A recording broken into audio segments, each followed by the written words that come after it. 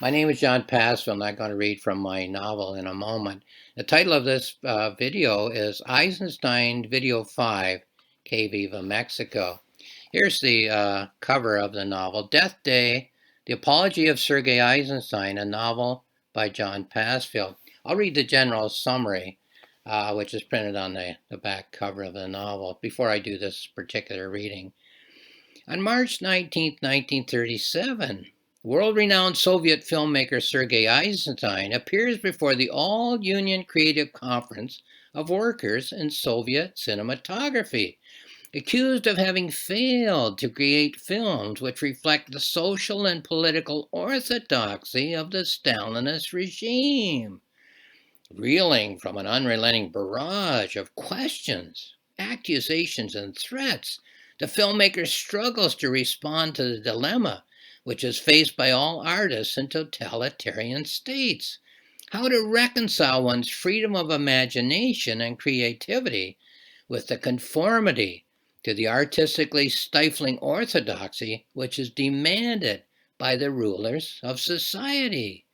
His response is an example of the ingenuity which has often been displayed by artists in brutally repressive societies. Well, he does have a response overall in the novel.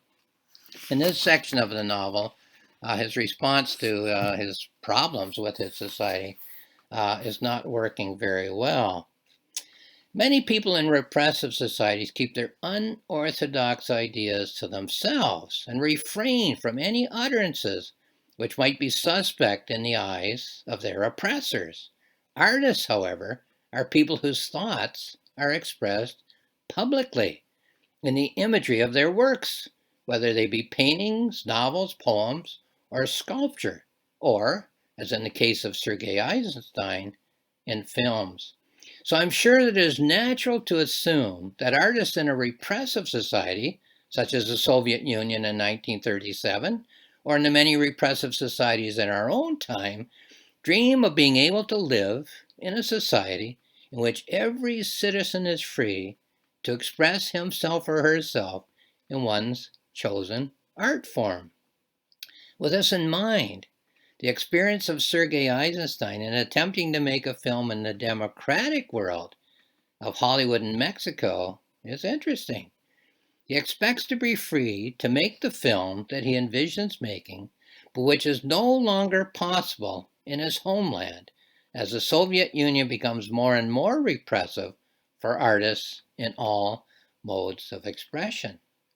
I'll read from Chapter 17, Que Viva Mexico, in which the film which he has shot and which is now ready for editing has been taken out of his hands, while Hollywood and the Soviet Union debate its fate. So he ends up being caught between the democracies, Hollywood, United States, and Mexico, and the Soviet Union, a totalitarian state. So it's a really fascinating situation. Uh, let's go to page 167, and I'll read from the text. So I've chosen, there's chapters of the development of this film, including the filming of it in Mexico, but I just want to read today from the scene in which he'd like to edit it. It's not the editing scene because he doesn't get to edit it, but the scene in which he hopes to be able to edit this film after shooting miles of beautiful footage, we're told. Chapter 17, Que Viva Mexico 6, 1930-1932. The darkest day of my Mexican experience. Lying on the carpet in my room in Moscow, reading books, toying with ideas, making sketches, scribbling notes, hoping to be allowed to edit my film, Que Viva Mexico. Living with a fading hope, wondering whether the film stock will ever arrive. How terrifying to be living the nightmare phase of a dream. The agony of waiting to edit the rushes, an inactive filmmaker in the film collective.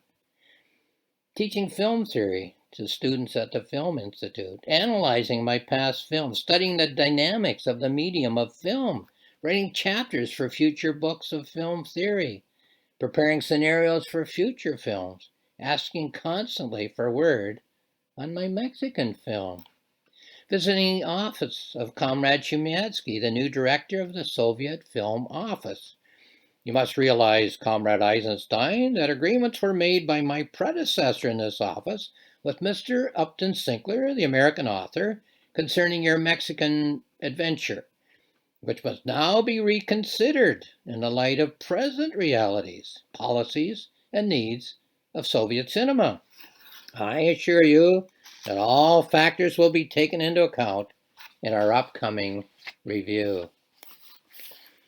Months and months have gone by, waiting for word that the footage of my Mexican film has finally arrived, wishing that I could speak face to face with Mr. Upton Sinclair. Now, leaving out many images in this chapter and going on, visiting the office of Comrade Chemyatsky with proposal after proposal. Things change rapidly here while you are away, says Comrade Chemyatsky. There is a new approach to the question of Soviet cinema. The films which you made in the past, which were quite successful, no doubt, under circumstances which were historically valid at the time, are now being subjected to a rigorous review. And here's a radio voice. When I was a boy in the 50s and a teenager in the 60s, this Jimmy Fiddler would come on the radio and talk about the latest gossip in Hollywood. Word has it that the disgraced Soviet film director Sergei Eisenstein is languishing in the doldrums in his homeland of Russia, while American friends of the Soviet Union work hard to free the rushes of the orphan film on his behalf.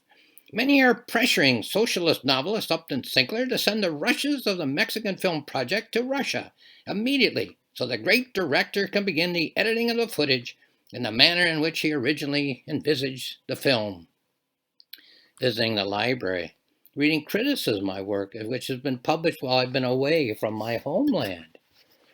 Comrade Eisenstein failed to analyze successfully the decisive stages of the socialist revolution, allowed himself to be sidetracked by formalistic experimentation, and left the country during a crucial period in the development of the Soviet film industry. Well, these phrases, a formalistic experimentation, can be used to condemn. I mean, is that evidence that somebody's wrong in their thinking? Well, it is in certain circumstances, in certain countries, under certain moods, I guess you'd say.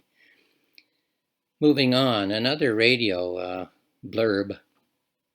Soviet film director Sergei Eisenstein has remained mysteriously silent as a major controversy rages in the artistic and political world.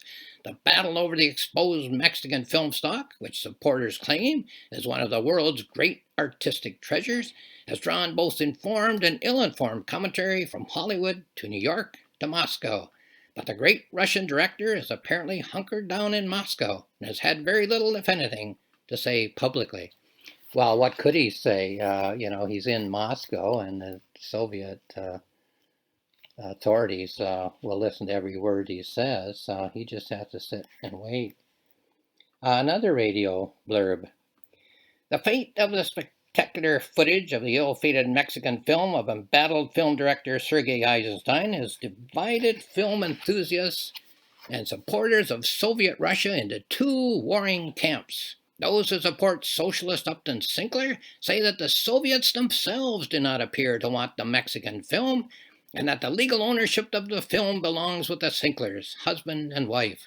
Those who support the Russian director maintain that the American novelist would be perpetrating a great artistic travesty, were he not to allow the world-renowned director to edit what they say promises to be one of the world's greatest examples of the art of film. Moving on. There's a storm brewing in the world of Russian film, says Alexandrov, his assistant on earlier films. You're accused of being too experimental and intellectual in your approach to film. There's a call for a more popular kind of film in Soviet cinema. You're accused of being out of step with the times. Well, here are these phrases again that condemn people, erase them from the public record even. Too experimental and intellectual, out of step with the times. It's also rather ironic that Among some circles, the artistic circles, I guess you'd say, Battleship Potemkin was a big hit in the West as a film. It wasn't a big hit in Russia. The Soviet film authorities thought it was too artsy to please the Soviet crowd, and they had realized by 1925-26, when the film was ready for distribution, that films on the Russian Revolution weren't popular in the West. They did let it go to Berlin, though, thinking it'll, just be kind of a box office flop. It was a big hit, partly because, of course, you had Hitler and the Nazis in 1920s Berlin and Germany, and then others who opposed them, including communists, German communists. So it became a cause célèbre. It promoted communism, of course, and that would be against Nazism in that situation. And people from Hollywood saw it and went back and said, wow, there's this wonderful new way of making films and so on. Well, that became a big hit. Now, the irony, as I mentioned when I first started this little ad lib, is that in Russia, they admired American films because they promoted American society. Now, of course, they didn't want to copy American films in that sense, but they wanted to copy the popularity of American films to promote Soviet communist society. So he really was out of step with the times in that case. But in a totalitarian society, if you're out of step with the times, you're erased, eh? You're not allowed to make films. You might even be put to death. This is Moscow, 1937. The great Stalinist purges were going on, and the filmmakers got in line with that idea. Who can we purge from our ranks to show that we're loyal communists? So let's get back to the text. Another radio blurb. Negotiations have reportedly fallen through on the Mexican film project front. There is speculation that Comrade Shumyetsky, the director of the Soviet World Film Agency, Sovkino, has decided that the Russian film industry does not have the funds nor the interest to attain the unedited footage of the Mexican film project that its supporters say promises to be the masterpiece of out-of-favor Russian film director Sergei Eisenstein. If that should turn out to be the case, no one knows what would happen to the 35 miles of what is rumored to be some of the most stunningly beautiful photography ever put on film.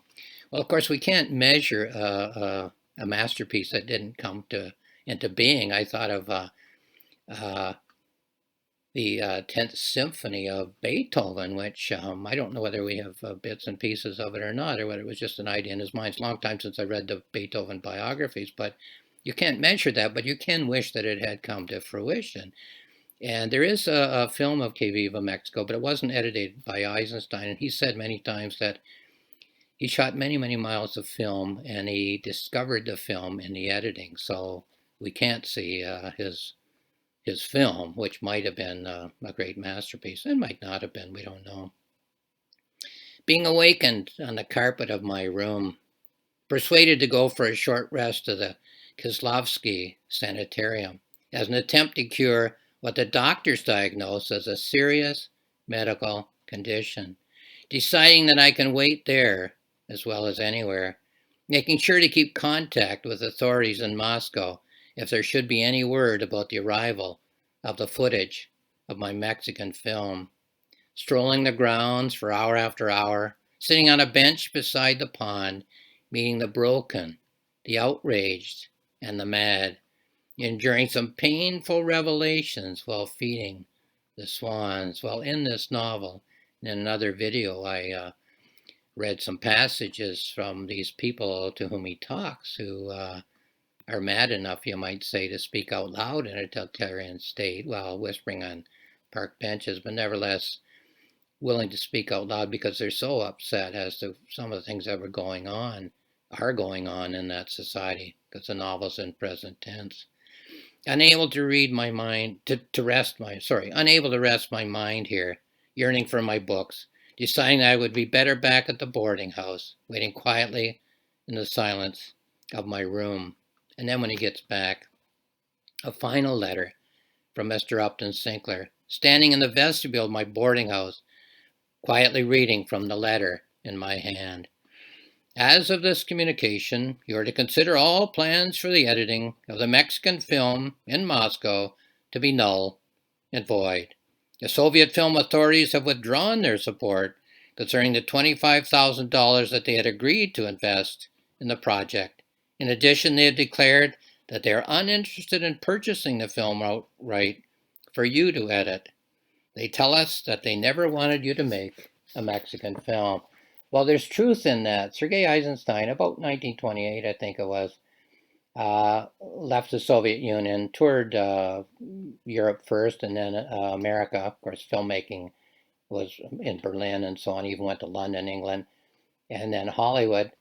Not to make films. He was given permission to leave by the Soviet authorities and the filmmaking collective to learn about filmmaking techniques and technology so he could come back and make Soviet films. But being the kind of person he was, an artist, he took a few opportunities to make films, and the best opportunity was this offer by the socialist American novelist Upton Sinclair and his wife that they would finance a film that he would make in Mexico. Well, a feast of imagery in Mexico. I mean, the film that we can see is beautiful, and I mean we have his other films to judge in terms of whether he was a good filmmaker, an excellent filmmaker, one of the I don't know, the 10 maybe most admired filmmakers of the first 100 years of filmmaking. So it looked like a pretty good thing, but it all kind of went sour for many reasons. His own um, personality being one of the reasons that it didn't work well. Another radio blurb. The socialist novelist Upton Sinclair has announced a new film, which is made up of some of the material that was shot in Mexico by the formerly celebrated Russian film director Sergei Eisenstein. The film was edited in Hollywood under the supervision of Saul Lesser, who has produced a number of Tarzan movies. The Mexican film will be given a New York opening. American supporters of Eisenstein claim that they are making plans to stage a boycott of the premiere of that film. Well, I used to go see Tarzan films when I was a boy, so they were pure entertainment. So that's what's happened to this footage. It's fallen into the hands of a Hollywood entertainment maker. Now, of course, the Sinklers had invested a lot of their own money and didn't have tons of money. It was the 1930s Depression.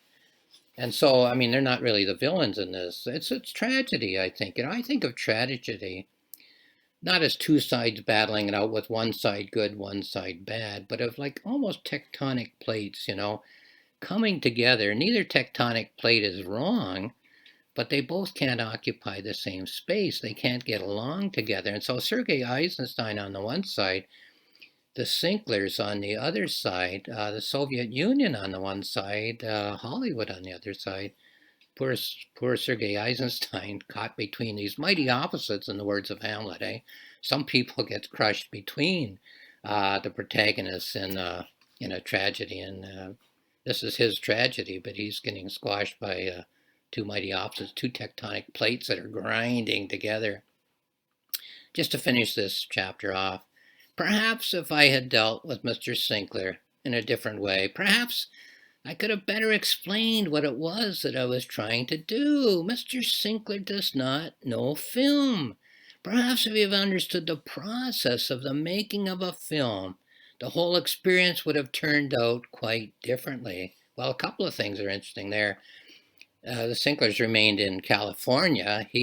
Sergei Eisenstein, was in Mexico, so there wasn't very good communication there. In fact, it was Sinclair's brother-in-law who was the liaison, and he didn't seem to appreciate the working methods of Sergei Eisenstein. Now, at the same time, the Hollywood filmmaking process was to have a script, every word of which had been written, to film to that script and to not waste film.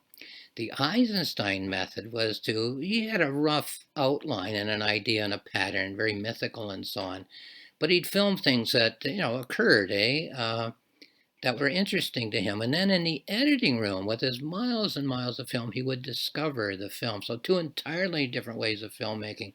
So the charge that Eisenstein was wasting film seemed logical to the Sinklers. The defense on Eisenstein's part that he wasn't, that he was making films the way he'd always made films, seemed logical on his part. Okay. Filing the letter of Mr. Sinclair away in a cardboard box, unsure how much time had passed, while I have lain on the carpet and thought, closing the lid and putting the box back onto the shelf. The news is devastating, but I must not dwell in the past. Tomorrow I will go to see Comrade Chemyatsky. As a director of Soviet film, he has the authority to accept or deny any and all requests by Soviet directors. I will present my plans for a film, which I will call Bezin Meadow. Perhaps tomorrow, Comrade Chemyatsky will approve my plans. Going over my notes and sketches for the script of Bezin Meadow, will I ever be allowed to make another film? So the novel moves on from that. Bezin Meadow is the film, which was stopped in production. It was given the go-ahead. He started filming. It was stopped in production before he'd finished filming it. He was put on stage at the Bolshoi Theater with this charge of being an unorthodox communist. And that's the frame of the novel. Now, he does come up while on stage with an idea for another film. And that's going to be Alexander Nevsky, and that's in the novel. And I will read about that in another video. Just to finish this video off, I have a note that I'd like to read. I make notes as I write the novels, and you can access those notes for free, and I'll tell you how in a minute. Here's one of my notes. I would never include a topic in a novel of mine simply because I found it in the biographies or the history books. Que Viva Mexico is in this novel because the experience of making and then losing that work of art is a layer of imagery in the mind of the main character, Sergei Eisenstein. The most obvious topic of this novel is the problem of the unorthodox artist in a repressive society. However, a more comprehensive topic is the role of the artist in any society. We can, as we read this novel, consider contrasts and parallels with such artistic filmmakers as Griffith in his later years, von Sternberg, and Orson Welles. We can also consider the agonies of a Van Gogh, or Van Gogh, as some say, in visual art, or Virginia Woolf and Conrad in writing. The milieu in which the artist works is sometimes welcoming and sometimes hostile. But when it is hostile, or perhaps just indifferent, the perseverance of artists is epic in their willingness to meet challenges and make their artistic contributions to the societies in which they are living. There's often a time lag in the recognition and acceptance of serious art. Not every artist lives to see the day when his or her contributions to society come to be evaluated at a level which would be pleasing to him or her to contemplate. We can think of the Impressionist painters who were told that they didn't know what a painting was, they didn't know how to paint, and so on. So it's not only in repressive societies that art is unable to make its way, but I think in non-repressive societies, art is ignored, but is not destroyed. That's the difference. And then that gives art time to make its way. Okay, so finally then, a reminder that the cover is Death Day, and the title is Death Day, The Apology of Sergei Eisenstein, a novel by John Passfield. That'll be found on Amazon if you wish to purchase it. You can also go to my website, which is johnpassfield.ca, JOHNPASSFIELD, 2 books there. A planning notebook, and you just go to notebooks and click on that, and click on the Eisenstein icon. You'll get a whole book, which shows how I worked my way through the whole process of writing the novel. If you go to the same website, johnpassfield.ca, click on journals, you'll get a journal of reflection. What have I done in terms of my accomplishment? Where do I go from here as a novel writer? But also all kinds of comments on societies, repressive and not repressive, and novels, poetic and prose, and so on. So lastly, I'll just say thank you for watching this video.